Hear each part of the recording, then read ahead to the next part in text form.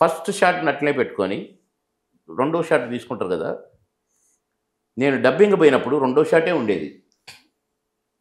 అంతే తప్ప ఉత్తగానే టైం పాస్కో లేకపోతే నా మీద నాకు నమ్మకం లేకనో కాదు. దీనికంటే బెటర్గా ఇట్లా చేస్తే బాగుంటుందని అనుకున్నప్పుడే వన్ మోర్ అనేది నేను. అవును. అట్లా ఒక సీను బావ మరిదిలో కోట గారికి ఉరేసే సీను ఆ రోజు 1 గంట దాకా షూటింగ్ జరిగింది. 1 గంట దాకా పట్టింది ఆ సీన్ తీయడానికి.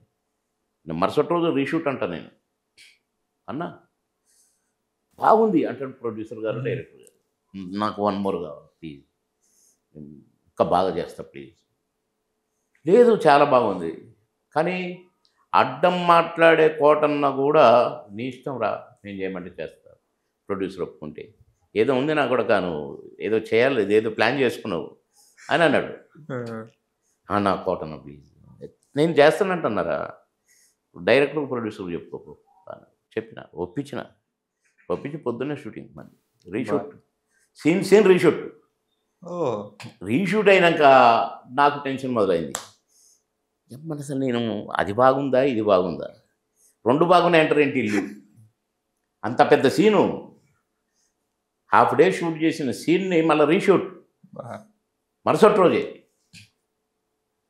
తీరా చూస్తే డెఫినెట్గా బాగుంది ఫస్ట్ దానికంటే, కానీ ఇది కూడా బాగుంది అంటారు. సినిమాలో ఏది ఉంది, సెకండ్ టైం చేసిందే ఉంది.